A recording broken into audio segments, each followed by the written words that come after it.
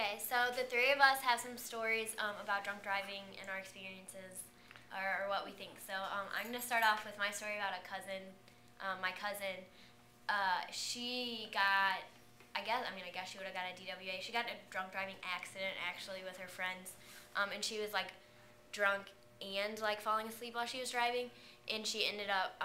It was in Florida. She lives in Florida, but she ended up killing her best friend, and like that's punishment enough, really. I mean, like I can't say enough. Like that's hard. With the guilt of that. That's hard, but like I don't think anyone really realizes the consequences. Like she got like 7 years of like I don't know, not jail. She didn't go to jail. She had to pay a lot of fines, and she has to what do you call it? Public speak for like 7 years, like a year. I don't know. There's something, and she has to do like so many hours of community service, and she's like. I think she went to college in Florida or something, so she's not allowed back in the state of Florida because Florida's drunk driving laws are really, really strict. And I can't even think of anything else.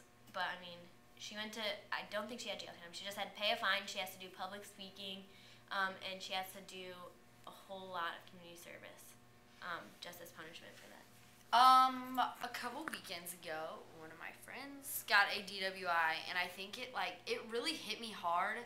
Because I've always been the person to ask, like, tell them to call me and I will come pick them up. I don't care if it's 2 in the morning. I don't care if it's 4 in the morning. I will come pick you up.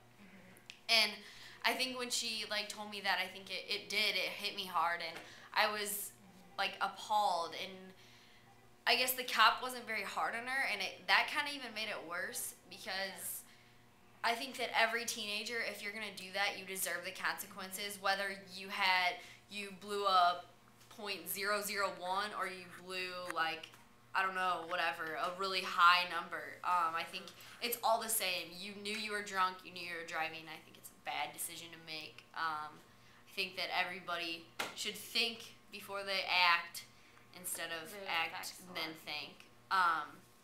And I don't know. And then her parents like it just I guess it didn't hit them very hard and they just didn't really give her the right consequences for that amount of what do you say like that amount of I don't know it's just like that level of something like that that's a big deal and I don't know it did hurt me and I don't know. Speaking of just like making right decisions, I was at one of the best dances at our school and my friend, it was like one of his first dances ever, and the girl he was interested in finally wanted to dance with him.